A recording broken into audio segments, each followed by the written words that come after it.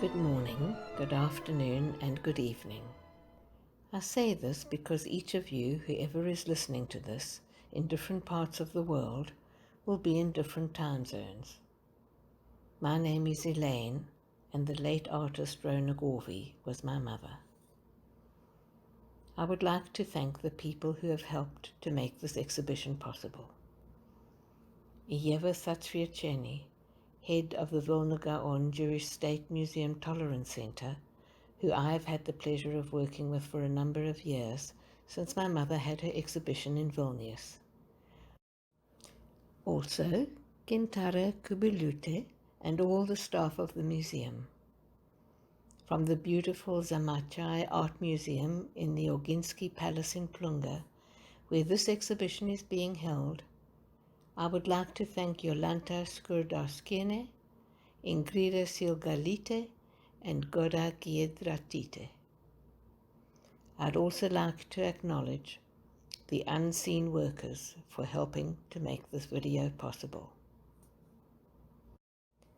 It is significant that this exhibition is taking place in the Lithuanian city of Plunga because my mother's ancestors for centuries lived there.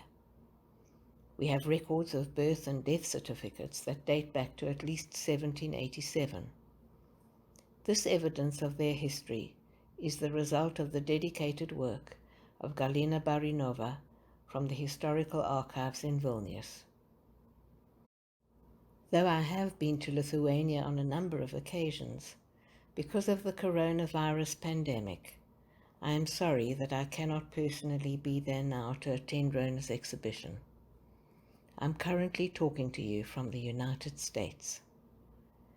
Nevertheless, no matter where I am geographically, I feel a deep connection with Lithuania, as did Rhona.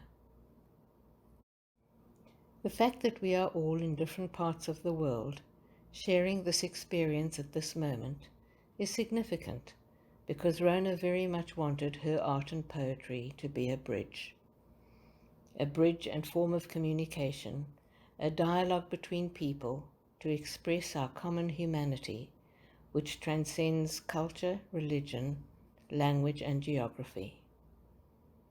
Rhona also believed that art and poetry can be a bridge to our inner selves, potentially offering the possibility of knowing oneself more through these art forms. That Rhona's art is being shown in a place where her ancestors lived for centuries creates yet another form of bridge between the past, present, and future. I cannot talk today without acknowledging what is happening right now with the COVID-19 pandemic as the world goes through its own dark night of the soul. I think of this in relation to Rhona, in terms of who she was as a person and as an artist and poet.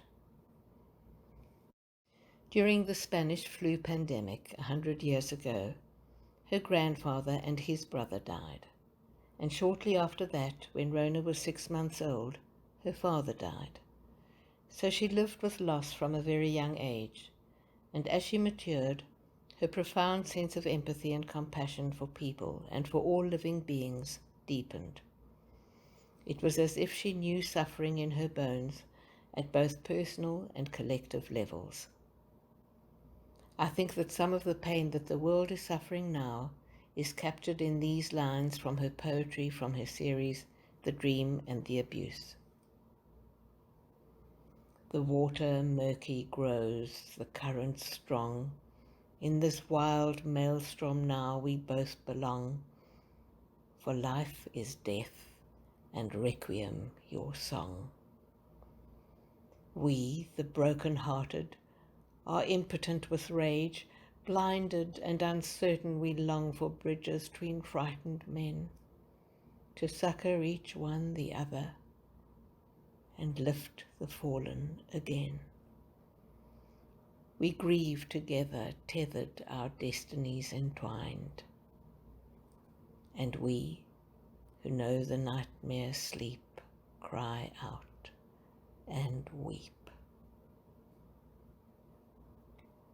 The fact that Rhona was attuned to the world, both within and around her, heightened her awareness of the unfair disparity between people and the cruelty of prejudice.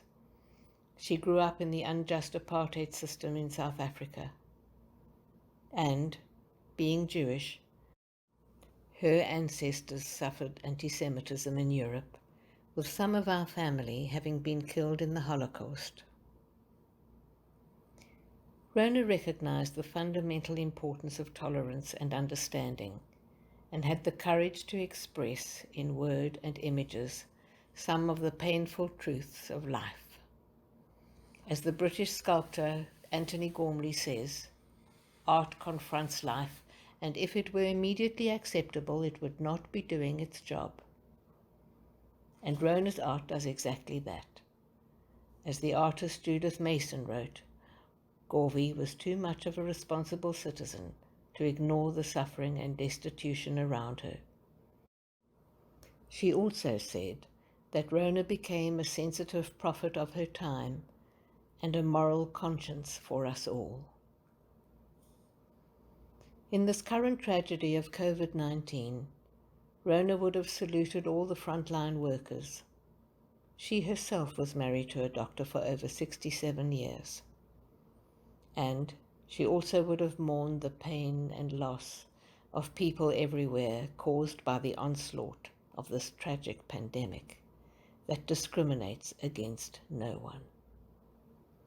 She also would have recognized how this pandemic is a great equalizer, in that irrespective of our differences, we all have to face our mortality, but maybe now with greater consciousness.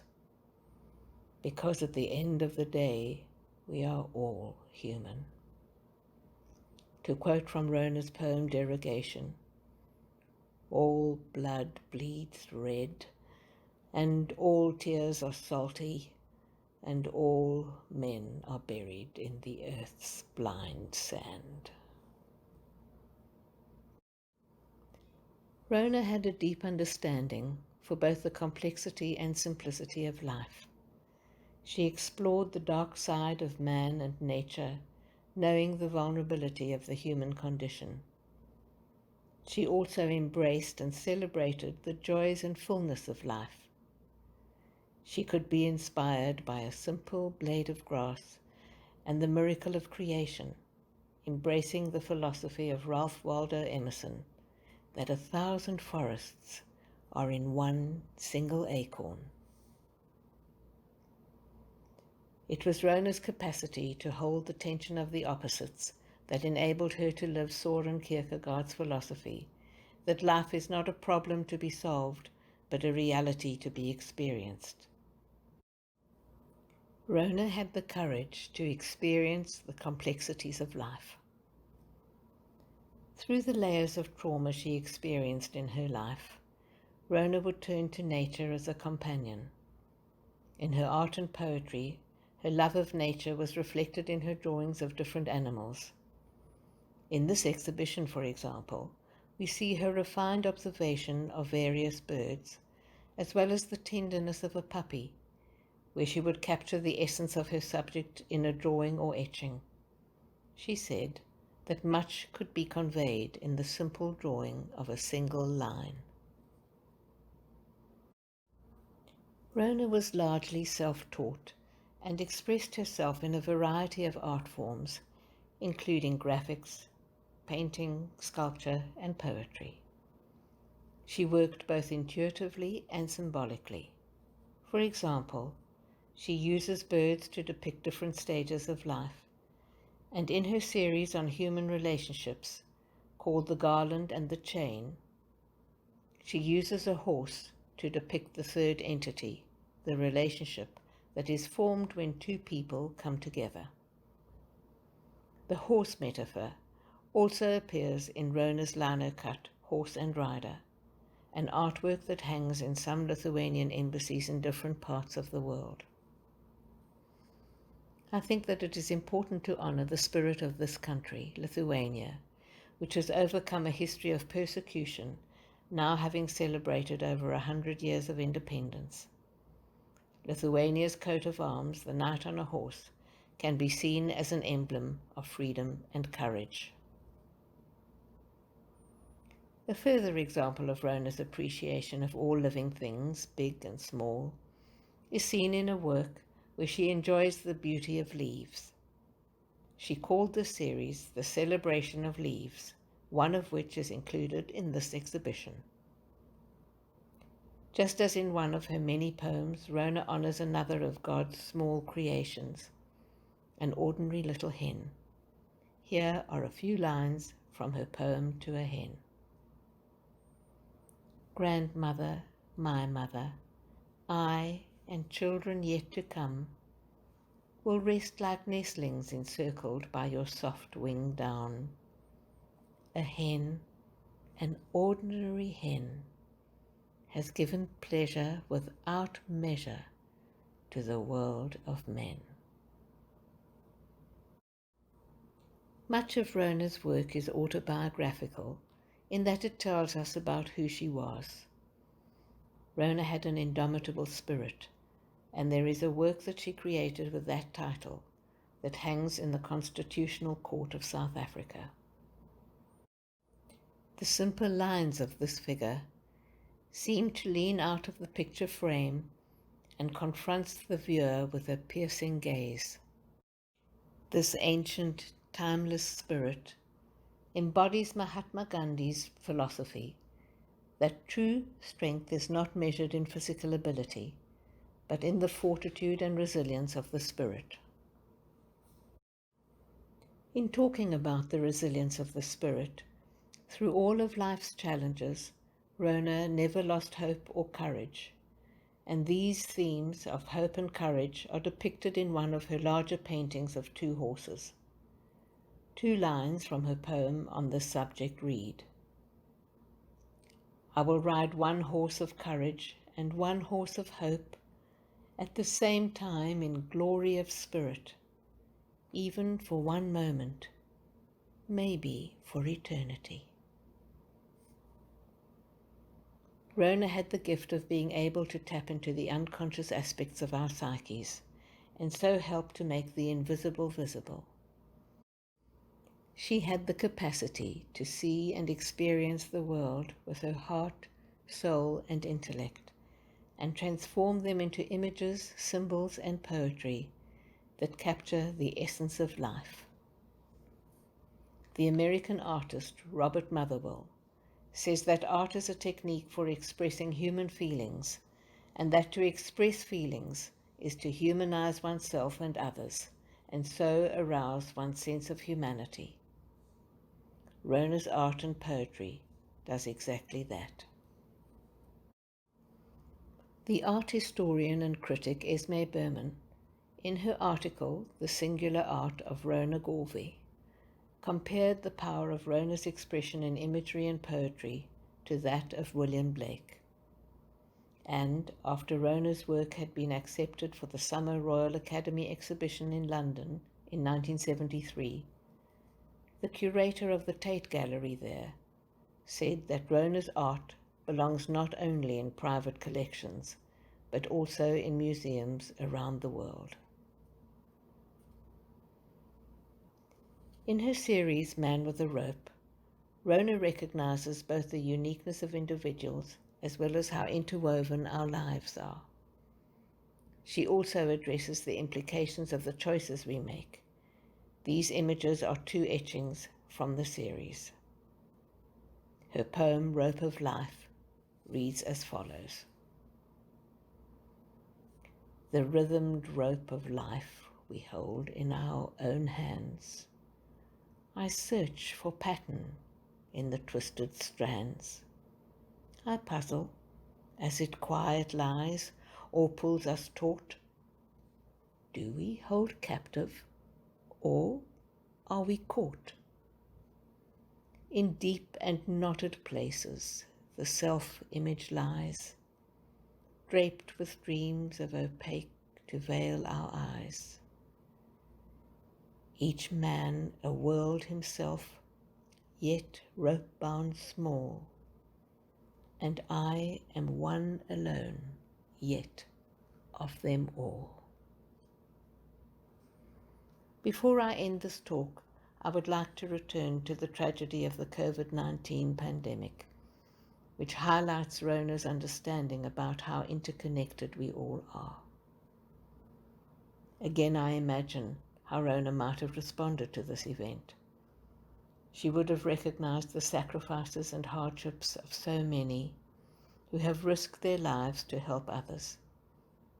Her understanding of the pain inherent in sacrifice is reflected in her artwork entitled Isaac's Ram, which is symbolic of the fact that many of us are called upon to make different levels of sacrifice for both our physical and spiritual healing. Rhona would have reflected on the words from the Old Testament, Tikkun Olam. The repair of the world begins with you, the individual, recognizing that each person in healing themselves contributes to the healing of the universe. Her image and poem, Cosmic Dream, reflects this awareness. To be beyond the human skin that holds the spirit tight within, to soar like winds the clouds above and know no boundaries to love, to know the universe as whole, you are needed for its soul. Rhona Gorvy radiated love, grace, and compassion, and was committed to justice and truth, and she touched the lives of all who crossed her path. Her treatment of each subject, whether imagined or real, human or animal, and her depth of insight demonstrates a profound level of empathy. The remarkable body of work that she created over 80 years leaves us a timeless legacy and remains a testament to the human soul. For without a comprehension of death, loss, suffering, and of all-encompassing pain, we can never reach the intensity of joy, deep love, and the ebb and flow of our interwoven lives. Rhona Gorvy was an artist beyond measure who had profound grace, was childlike in her sense of wonder, and simultaneously as old as the earth in her understanding of what it means to be human. I, Elaine, Rhona's daughter, thank you for your attention, and I wish you and your loved ones comfort and healing, wellness and health. Thank you.